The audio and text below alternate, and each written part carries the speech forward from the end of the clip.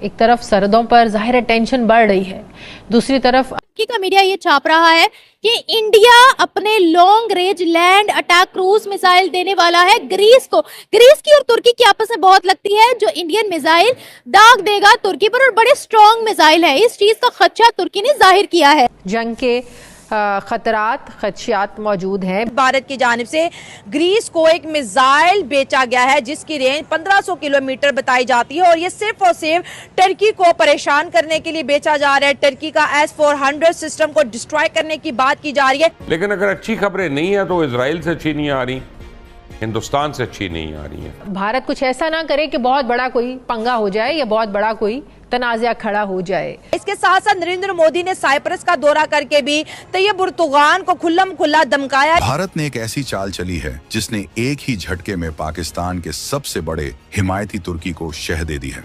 लेकिन अब जो इंटेलिजेंस की खबरें आ रही हैं वो ये है कि इंडिया जो है वो तकरीबन अगस्त के वस्त में या अगस्त के आखिर में पाकिस्तान के ऊपर दोबारा हमला कर सकता है। भारत की जानिब से टर्की के ऊपर एक के बाद एक जो है मुसीबतों का पहाड़ तोड़ा जा रहा है। भारत ने टर्की के गिर्द अपना घेरा जो है बड़ा टाइट कर लिया है। इसकी खबर से तुर्की में ऐसी खलबली मची है कि उनकी मीडिया चीख चीख कर अपनी सरकार से पूछ रही है कि भारत को उकसाने की गलती की ही क्यों।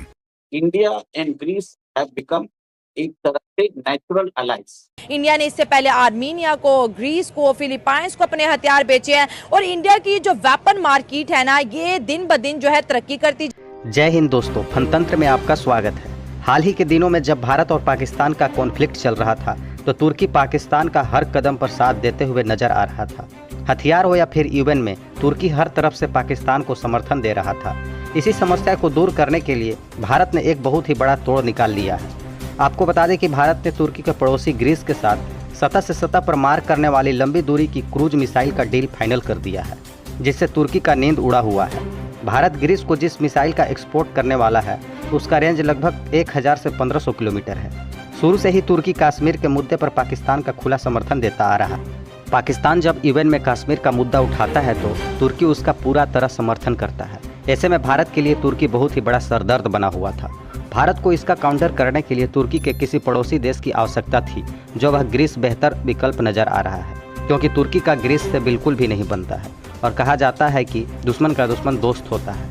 तो चलिए देखते हैं कि भारत का ग्रीस के साथ लॉन्ग रेंज मिसाइल डील को लेकर पाकिस्तानी मीडिया का क्या है रिएक्शन। तो आज हम बात करेंगे भारत की जानिब से टर्की के ऊपर एक के बाद एक जो है मुसीबतों का पहाड़ तोड़ा जा रहा है। भारत ने टर्की के गिर्द अपना घेरा जो है बड़ा टाइट कर लिया है। आज भारत की जानिब से ग्रीस को एक मिसाइल बेचा गया है जिसकी रेंज 1500 किलोमीटर बताई जाती है, और ये सिर्फ और सिर्फ टर्की को परेशान करने के लिए बेचा जा रहा है। टर्की का S-400 सिस्टम को डिस्ट्रॉय करने की बात की जा रही है।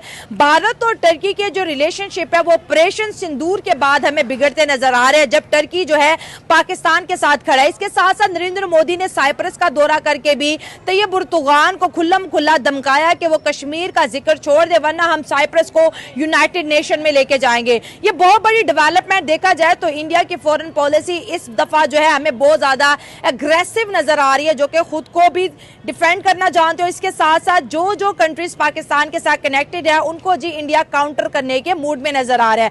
इंडिया यूरोप को एक्सेप्ट करता है लेकिन टर्की को माइनस करता है। इसी तरह साउथ एशिया का लीडर बनना चाहता है लेकिन पाकिस्तान को माइनस करता नजर आ रहा है। और हथियार बेचना स्ट्रॉन्ग कंट्रीज की निशानी होती है। इंडिया ने इससे पहले आर्मीनिया को, ग्रीस को, फिलीपाइंस को अपने हथियार बेचे हैं, और इंडिया की जो वेपन मार्केट है ना, ये दिन ब दिन जो है तरक्की करती जा रही है। इंडिया ने क्या किया? तुर्की का मीडिया ये रिपोर्ट्स छाप रहा है, जो कि अभी अनऑफिशियल है। अभी इंडिया ने ये दावा नहीं किया कि हम अपना असलहा ग्रीस को देंगे या नहीं देंगे, लेकिन तुर्की का मीडिया ये छाप रहा है कि इंडिया अपने long range land attack cruise missile देने वाला है ग्रीस को। ग्रीस की और तुर्की की आपस में बहुत लगती है, जो इंडियन मिसाइल दाग देगा तुर्की पर, और बड़े स्ट्रॉन्ग मिसाइल है। इस चीज का खदशा तुर्की ने जाहिर किया है।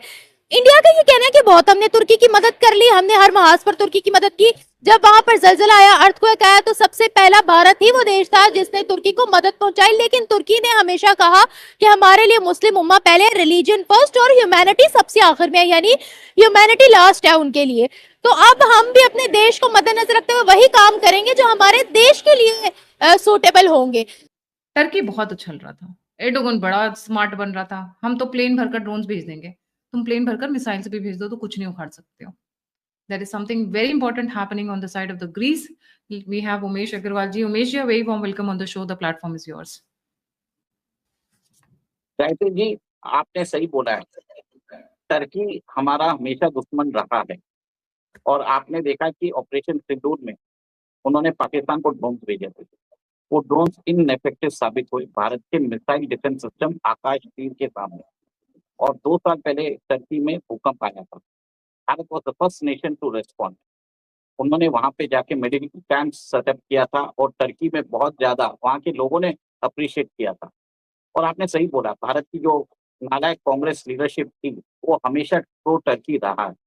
और आपने देखा है कि कांग्रेस ने अपने 100 इयर्स के एग्जिस्टेंस में अपने 2019 में अपना ओवरसीज ऑफिस टर्की में खोला था।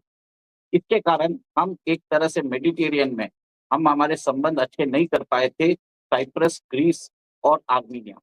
आप ये सोच रहे होंगे ये मैं साइप्रस, ग्रीस और आर्मीनिया क्यों बोल रहा हूँ? तो टर्की का एक तरह से हिस्टोरिकल एक तरह से बैटल है इन तीनों नेशंस के साथ।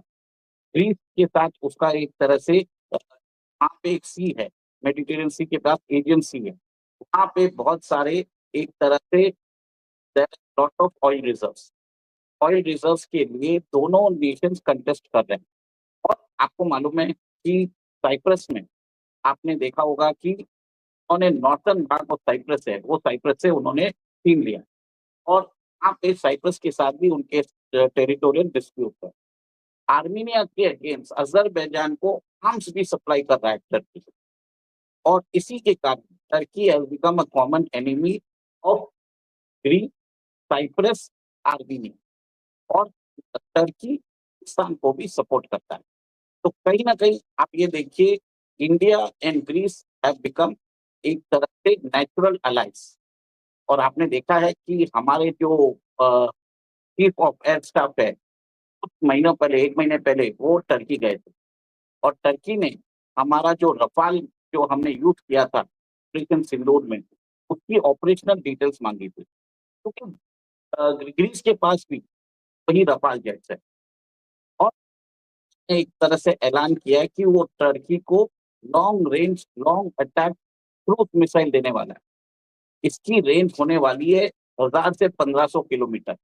और इस रेंज और ये मिसाइल ऐसी है टर्की में उनके एयर बेसेस, उनके नेवल बेसेस, उनके S-400 सिस्टम्स सबको टारगेट कर सकती है। भारत की ये जो क्रूज मिसाइल है, सब क्रूज मिसाइल है, जो एक तरह से निर्भय का एडवांस वर्जन है, का एक तरह से सुपरसोनिक स्पीड पे चलता है, सबसोनिक स्पीड पे चलता है। और ये अमेरिकन टॉम हॉक मिसाइल है। आपको याद होगा टॉम हॉक मिसाइल को अमेरिका ने यूज किया था ईरान के ऊपर। और अगर तुम लोग नए हो तो सब्सक्राइब करो।